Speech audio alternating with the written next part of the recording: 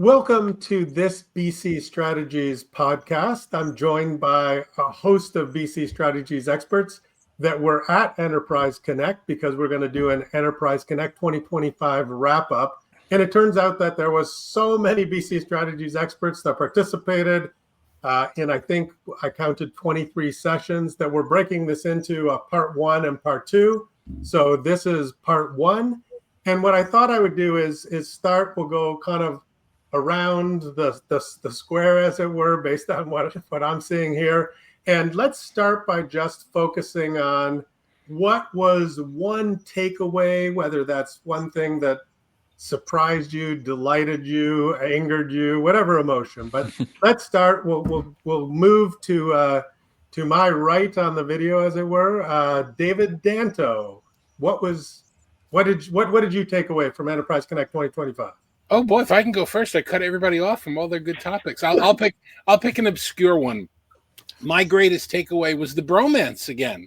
Was having Ilya Bookstein and Snorre Kesbu, two good friends of mine, participating in each other's keynote. And it's more than just the fact that they have a friendship and they get along really well.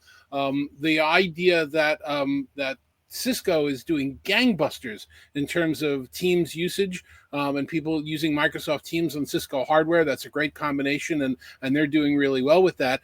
And then on the Microsoft keynote, the fact that Snorre was able to speak in German, I was able to do an actual real live demo, and I'm really kind of a stickler about wanting real live demos, not like GIF playbacks of the translation agent. So he was speaking in German, it sampled his voice, and then you heard it in Snorre's voice translated into English, which is, one of you and I have had this debate for forever, Kevin and David Maldo and everybody, about the value of AI and blah, blah, blah, blah. But that's really the value of AI, being able to speak in somebody else's voice in whatever language it comes out. That's more than just avoiding a note taker. That was awesome. So that would be my takeaway. It'd be the bromance.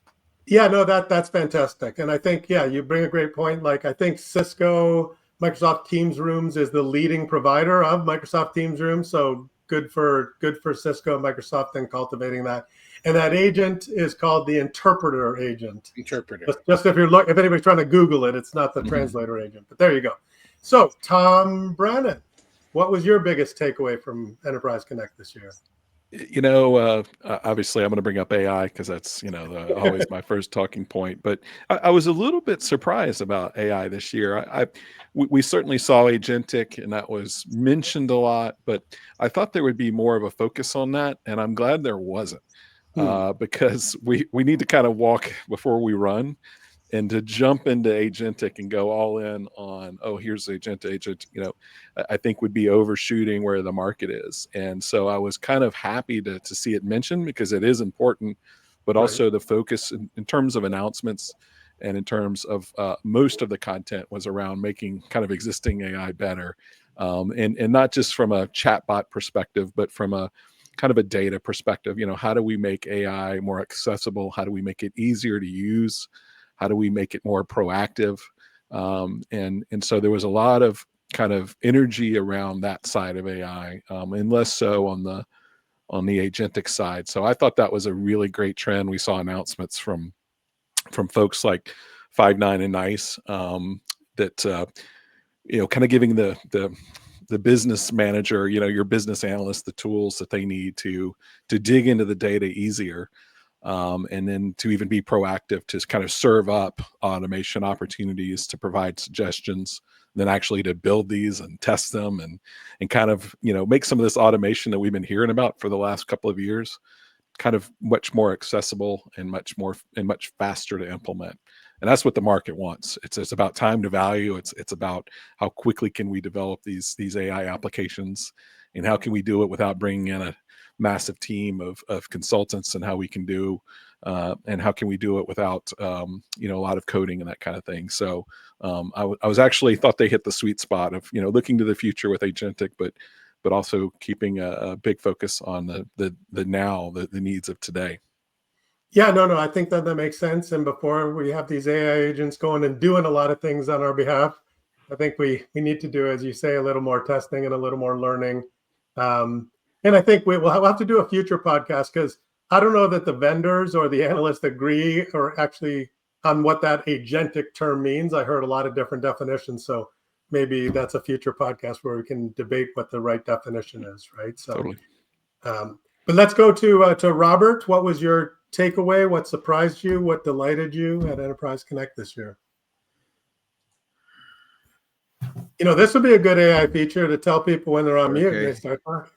All right, I'll try that over. I would describe this as a year not of one big surprise, but of healthy incremental improvements. There was nothing that was that exciting to me as far as like, wow, whoever thought, why didn't we think of this before? The interpreter agent was interesting. I think that was the highlight of the Microsoft demo. And what I can help but think of though is that it's something that somebody else can very easily replicate, with a partnership. That being said, like Tom said, time to value is really what people are looking for. So it wouldn't be part of the Microsoft stack, and it would be it would be a kind of a more of a point solution. I am glad to see that there is more focus on the application of AI instead of just new tools. And you better get behind this, or you're going to be in trouble and out of business in 3 years. That we heard a couple of years ago. Treb Gatt gave a 4-hour AI workshop on Monday morning that apparently was well attended. And I missed it because of all the flight fiascos we had. But I think it's good that people are understanding not just what they can do with AI, but having not the hard math, but having a basic understanding of the algorithms behind it. I think that will help them understand both the limitations and the potential. So it's good to see that becoming a mature part of the show, and some real viable applications and a little bit less hype. So that's what I got out of it. Not one exciting things, but very, very healthy things that I think will lead to a lot of productivity and profit. No, that's good. I like how you say healthy incremental kind of announcements, right? That's a nice way to put it. And over to you, Melissa. How was Enterprise Connect for you this year? Well, I think kind of in this keeping with the theme that Tom and Robert have already talked about, I think we're seeing a move to more practical AI. At first it was all, here's all the new star in the sky kind of things we can do. And I think now the emphasis is more on use cases and practical things you can do with AI, and not so much on the extent that the technology can accomplish. I mean, we know it can accomplish a lot more than what we're ready for, but I just saw a lot more emphasis on the basics, I think. And I really liked the fact there were at least 2 sessions, I think maybe more, just on the data part of it, like what your data needs to be like in order to use it for AI. And I mean, that's the foundation of AI, but so like in previous shows, it wasn't even mentioned. And so there were, I want to say 2, maybe more sessions on here's the foundational data and the data that you need in order to make AI work. So I thought, again, it's more practical. Back to you, Kevin. Yeah, no, that's absolutely true. Yeah, obviously the whole garbage in, garbage out, but I think people forget that the data that's going to be surfaced by AI is going to determine the answers, right? So if you have out of date or conflicting documents, you're going to get out of date or conflicting answers, which won't be great. So yeah, I think the practicality, that's a good point you raise. People are moving off the hype and trying to say, how do I get value out of this? And speaking of value, let's move it over to Jon Arnold, who always provides good value. Jon, what were your takeaways from Enterprise Connect? Gee, what a nice setup. Oh, these Canadians were so nice to each other. We are. There you go. Yeah. So, yeah, more of the same for me, guys. Nothing that new or breakthrough or whatever. So, yes, healthy, slow pace of reality, which is great, because I think we all do need to catch a breath, et cetera, to adopt at a more practical scale. I thought there could have been more focus on, I don't know, the guardrails. I don't think there was anything about the regulatory climate for the broader kind of space of AI, which I think is part of, a foundation for what we call responsible AI. I think that's maybe a next step that could be there. But too, I think something that I think you might have said, Tom, with all the talk about automation, AI, they kind of go hand in hand. What struck me is how because it's being extended, like with this AI receptionist thing that several vendors now have, showing that these applications for automation can go beyond the contact center, beyond the knowledge worker. It's blurring the lines a lot, where AI and automation are, I don't know, they seem to be a bit more of a horizontal thing to me. And that makes it difficult for the show to develop a clear focus for the future, because it can't just be an AI show. Clearly, it cannot be just a UC show. It doesn't really want to become a contact center show.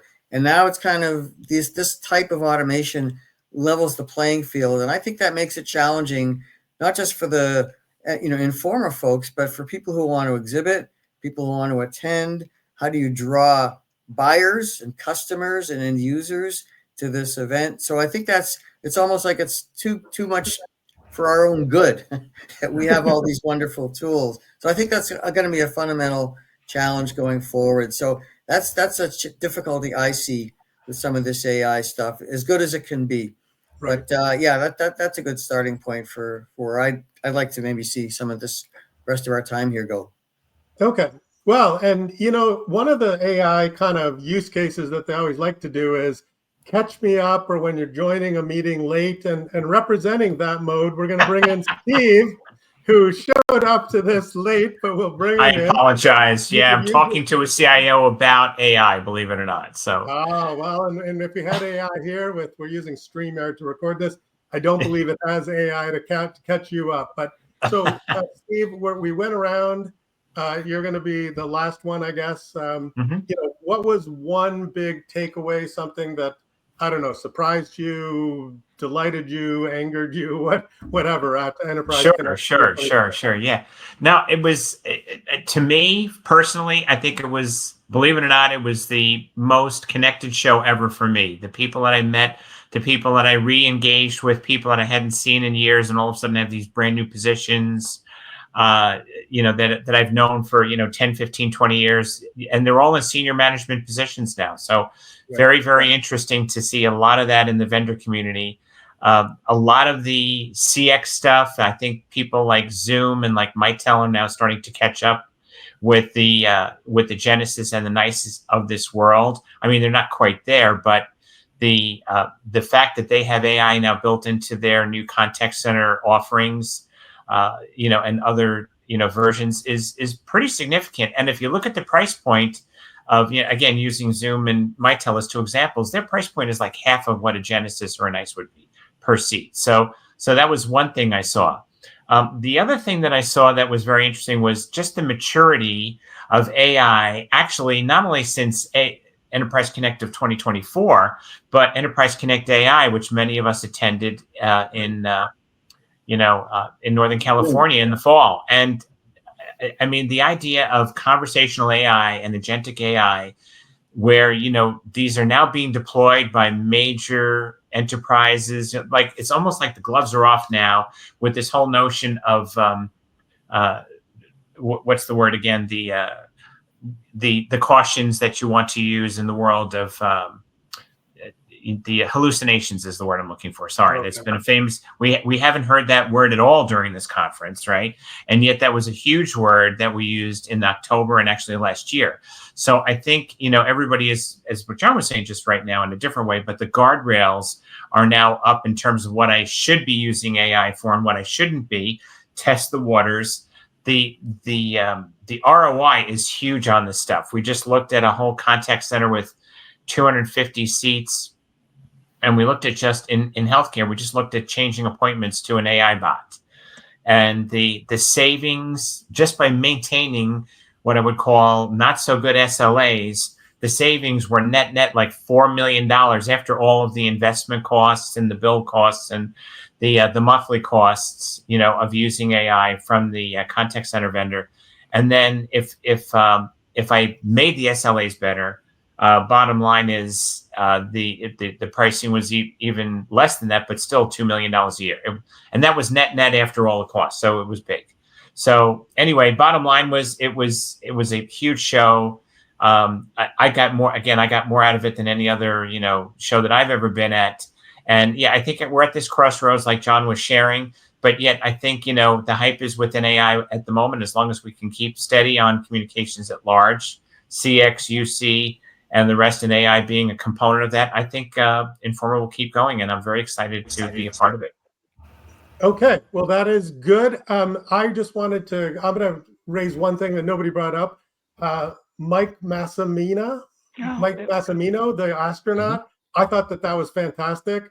And this will get us into kind of looking ahead as the show moves to Las Vegas. Maybe this segment is directed at Eric Krapf and his team, who did a great job putting together Enterprise Connect 2025. But what would we like to see more of, or what advice would we give to Eric as he's looking at moving venues and probably reorganizing some of the content?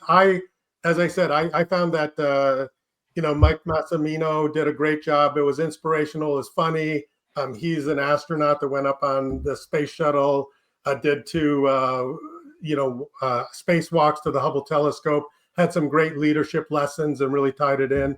To me, that was, it was brand new, I think, for all of the Enterprise Connects, but certainly that stood out for me. But we'll go in kind of, I guess we'll go reverse order here.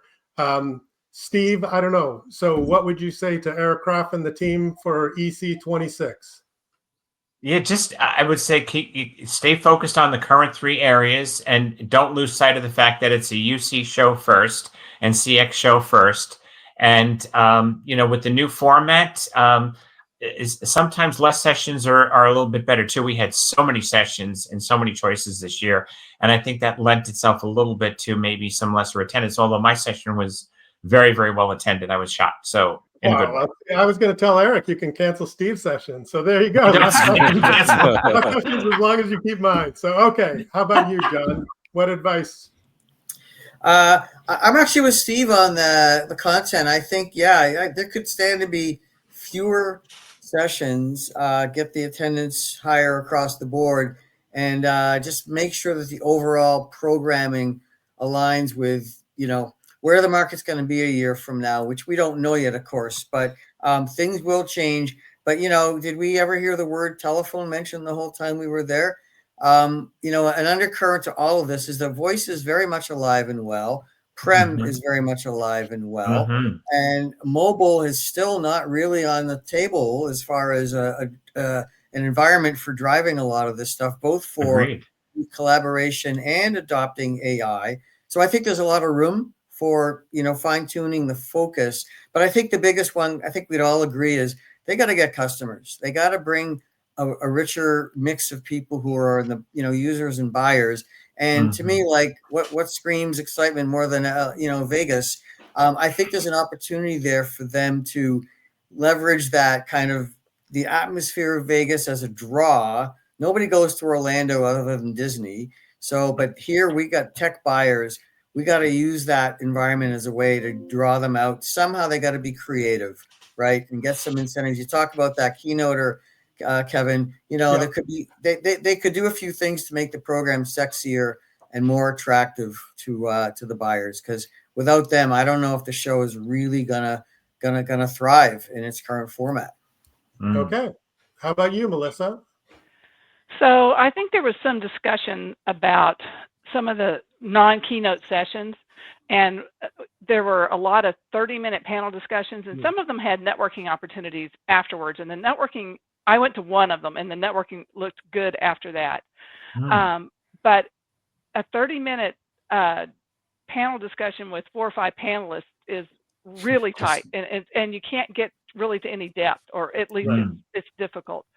I did a session that was 45 minutes. It was a dip into AI governance, and I did have a co-presenter, but people stayed till the end. It seemed like there was a lot of engagement in a deeper dive. So I am wondering if maybe there's an appetite for that in the user community. And I don't know. I mean, they'll have the stats on who attended, but I would look at that. I think people are looking for that deeper dive, longer, more in-depth information, and not so much the glide by, 2-minute soundbite. Yeah, no, I'd agree. Like people at my session on leveraging Teams and Copilot, like several people unprompted came up and said, thank you for not doing a panel session, Yeah. because we like the fact that it went deeper, right? And I think there was a great, there was some great panel sessions, but you got to get the right panelists and you got to have the right moderator, and then you need to have a little bit of luck as well so that it's not, repetitive, right? So, hey, Robert, advice to Eric and team. Yeah, I agree that the panel sessions, some of them had too many people. That being said, I was on a 5-person panel session from Next Generation 911, and I wouldn't want to be the one who couldn't go. So that's a really tough balance to do. The networking, like Melissa said, was very good afterwards. I did see a lot of new customers there. Particularly, I saw some colleges there, some higher education institutions that I hadn't seen before, one of my areas of focus.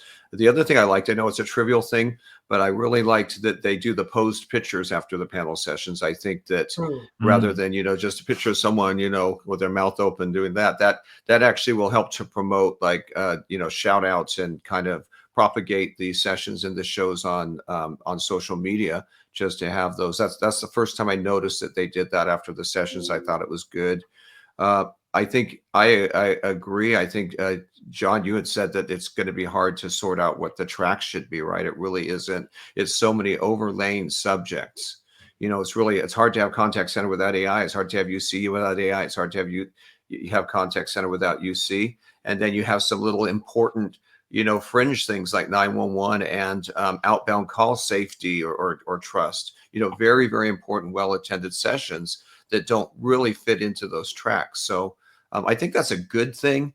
But as far as helping people navigate it, I think that will take a little bit of strategy. And Tom, what should the strategy be? I'm kind of conflicted on this, because definitely end user attendance was down. All the vendors I talked to said that, but a lot of them are like, we don't even really expect it anymore.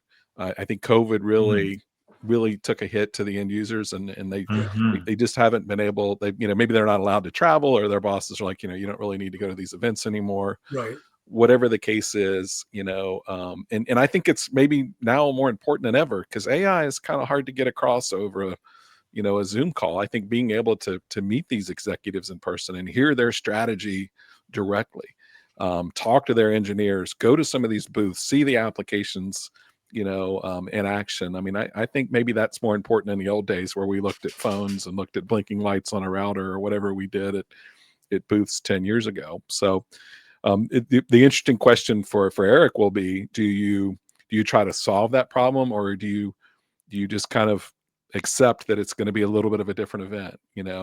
Enterprise Connect was based around a trade show, and then meeting rooms outside the trade show started to pop up. And now, I spent 90% of my time not on the trade show floor and in meeting rooms. And so, if all this money is being spent on the show floor and all the actions happening in private rooms, well, then that's a little bit of an imbalance.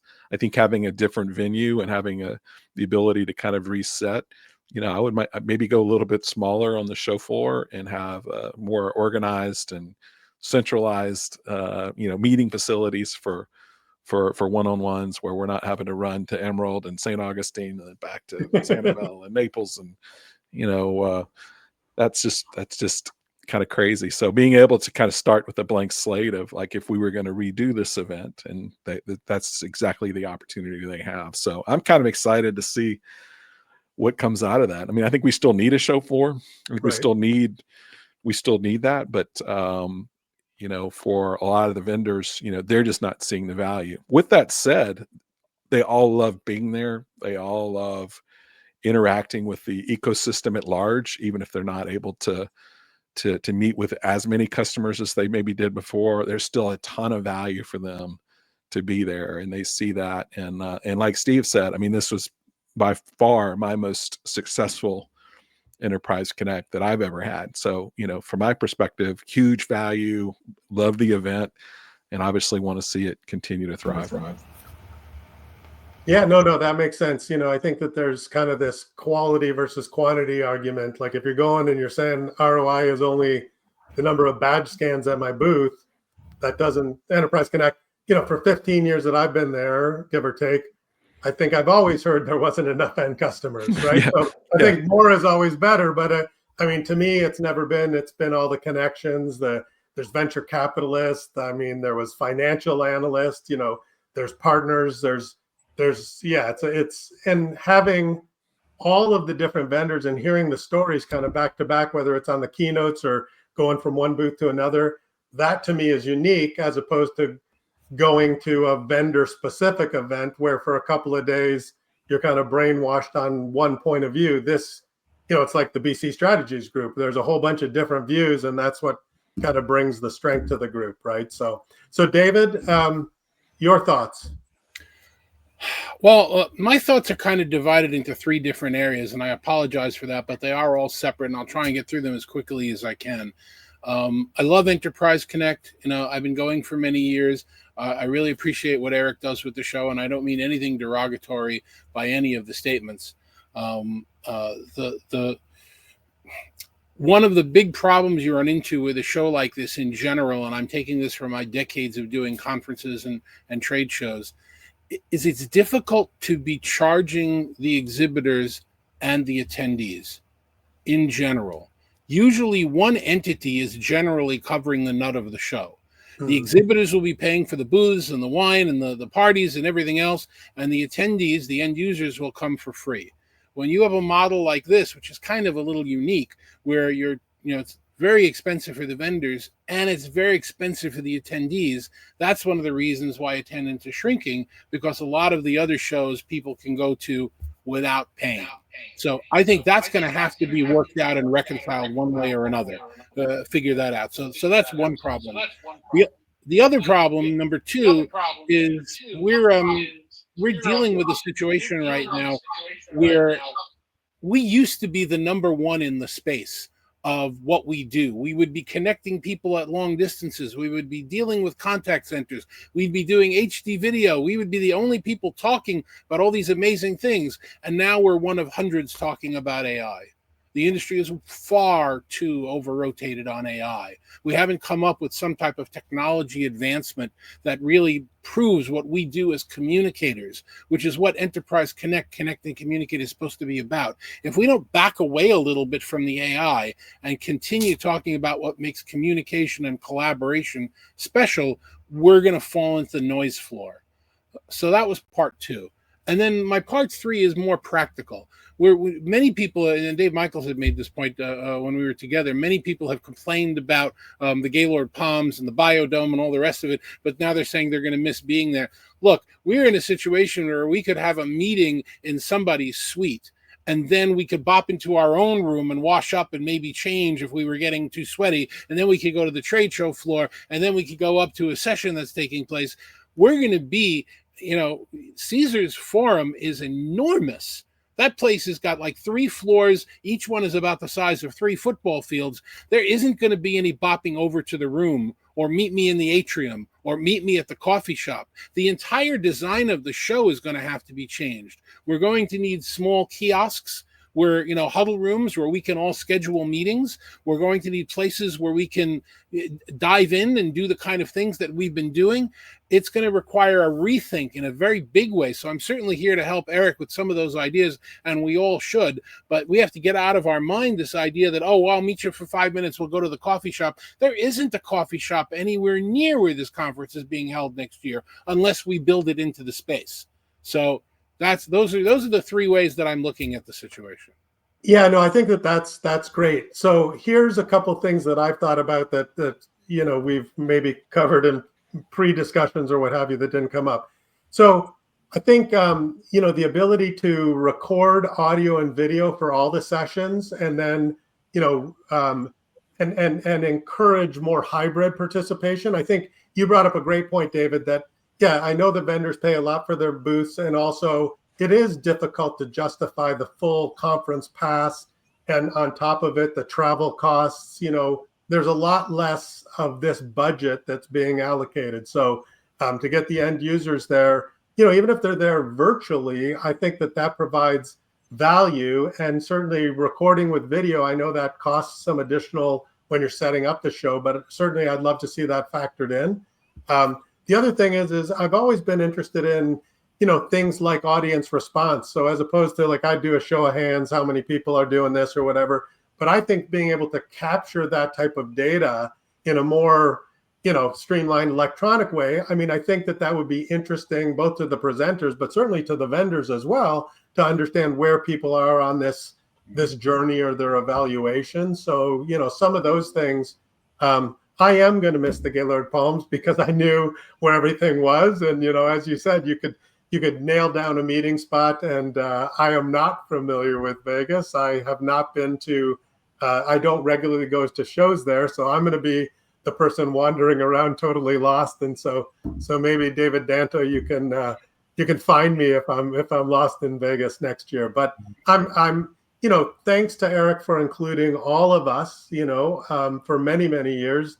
And, as you said, David, and I think we all feel, we're, certainly wanting to do everything we can to make Enterprise Connect 2026 different and even better. And, I'm very much looking forward to that. But with that, thank you to all the BC Strategies experts. Thanks for your takeaways. Thanks for your input and, on the future. And once again, thank you for watching. This is part 1. And we're going to record another part 2 with some other independent analysts and consultants that make up this wonderful BC Strategies group. And there'll be more ideas about, what was great at Enterprise Connect 2025 and some thoughts for the future as we look ahead. Bye for now.